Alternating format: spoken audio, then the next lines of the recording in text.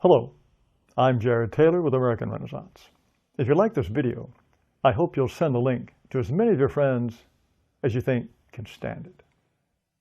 Welcome to the Gulag, Mr. President. Since the takeover of the Capitol building, you have been wiped off the internet. You lost your Twitter and Facebook accounts, Instagram suspended you, your Twitch and Snapchat accounts disappeared. You had stores on Shopify where you were selling campaign merchandise and Trump products. They're gone. You even lost the payment processor on your campaign website, so you can't take credit cards anymore. So there was a time when you could talk directly to your 88 million followers on Twitter, just the way Louis Farrakhan and O.J. Simpson talked to their followers. Now you can say to the public only what CNN and the New York Times want them to hear. This sort of thing has been happening to your supporters for years, and I can't say you did that much about it. Your friends are getting the axe too. General Michael Flynn, your former national security advisor, lost his Twitter account. Sidney Powell, who's been suing over election fraud, will also tweet no more.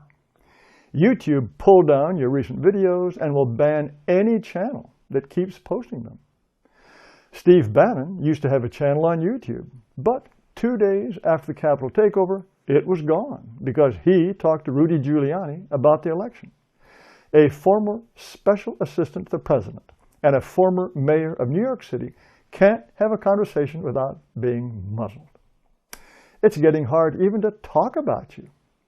There used to be a Discord server called thedonald.win and a subreddit called r/Donald Trump. Not anymore. And when Twitter chases people away, a lot of them go to Parler. I'm there, along with Ted Cruz, Tucker Carlson, Sean Hannity, and about 12 million other people. But since the Capitol takeover, Apple and Google banned it from their app stores, and Amazon kicked it off its web hosting service. It's down now, and no one knows when it'll be back. I call this a high-tech lynching of an uppity website. So into the Gulag with millions more. CNN's media correspondent, Brian Stelter, is happy that tech companies can ban people he doesn't like. He just wishes he could ban television he doesn't like. He'd like to shut down Newsmax, One American News, and even Fox News. What a great way to shut down free speech and your competition at the same time. Missouri Senator Josh Hawley was one of the senators who challenged electoral votes. He had a book deal, but Simon & Schuster broke the contract and won't publish it. The irony is the book is called The Tyranny of Big Tech, about the tech companies that are trying to monopolize information. Simon & Schuster clearly wants to join them. Ariel Pink, the godfather of hypnagogic pop, whatever that is, was dropped by his record label just for attending the rally. That was before the Capitol takeover. All this because at the January 6th rally, you told people to go demonstrate peacefully at the Capitol. I guess that's a dog whistle for go run amok, because Joe Biden says you incited insurrection and domestic terrorism. What a dope he is. It was a leaderless rabble with no plan that caught the Capitol Police unprepared and broke into the building.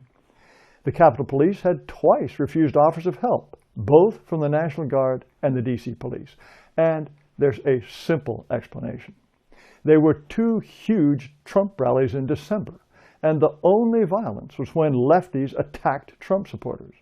The Capitol Police hadn't even been told to bring gas masks, so they had to be very careful about using tear gas.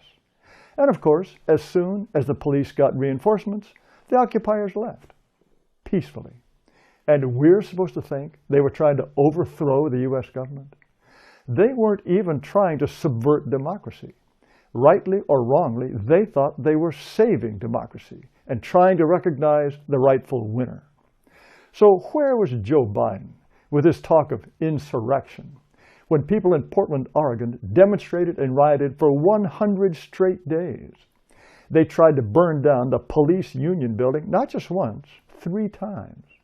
Night after night, they attacked the federal courthouse. These guys clearly aren't worried about tear gas.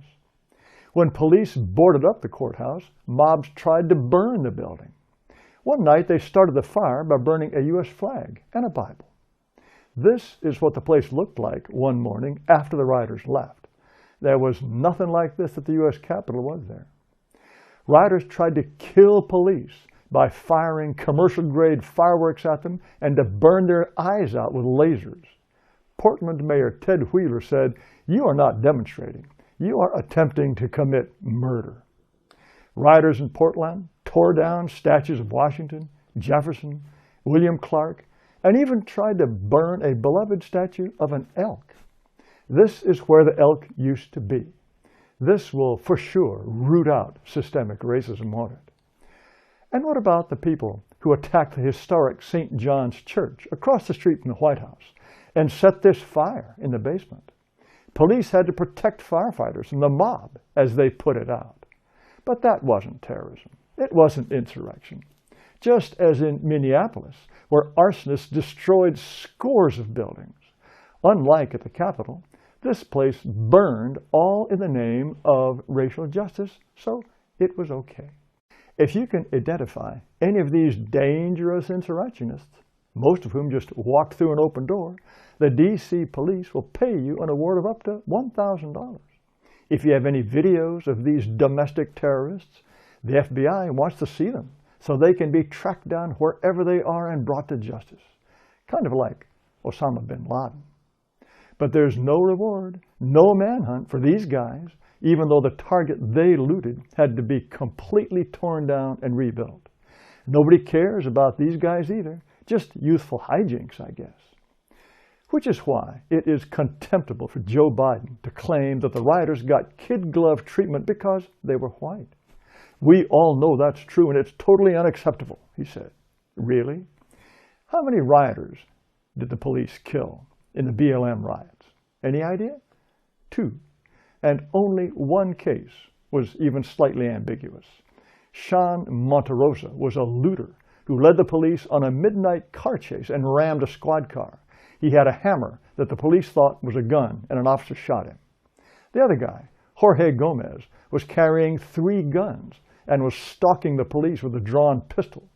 That's 2 police killings out of what must have been millions of man-hours of riots that were so bad 300 cities had to impose curfews. I suppose Mr. Biden realizes that Capitol Police shot dead a young, blonde, unarmed Trump supporter, Ashley Babbitt, who was a threat to no one. How many would Mr. Biden like to have seen shot? 12 people? 50? Would that have made him happy? And how's this for lefty race rubbish? The Capitol riot was an attack on multiracial democracy. That's at the Atlantic, for heaven's sake. And Politico says there's a term for what happened at the Capitol this week, white lash. And here's the Guardian's idiotic headline: Insurrection Day, when white supremacist terror came to the U.S. Capitol. The idea seems to be that whenever you have more than 10 white people in one place, it's really a Klan rally.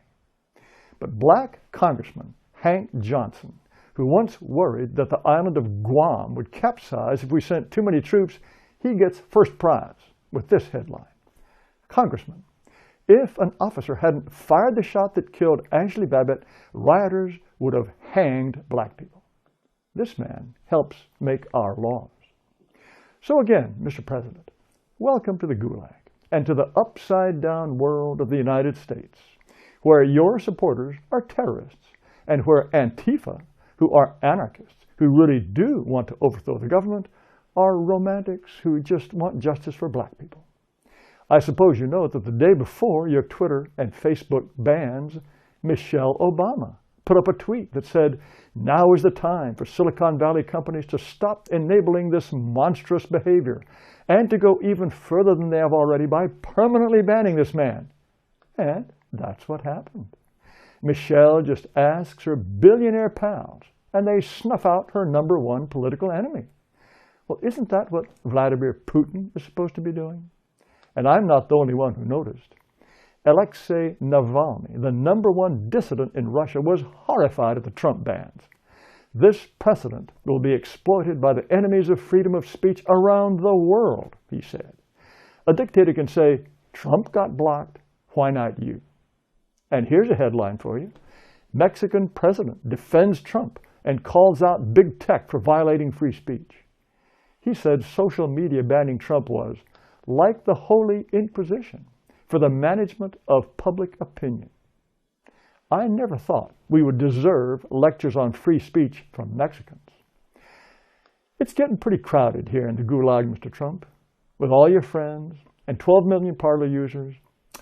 I think pretty soon we'll have enough people to start our own country. Thanks for watching. Please subscribe to this video channel.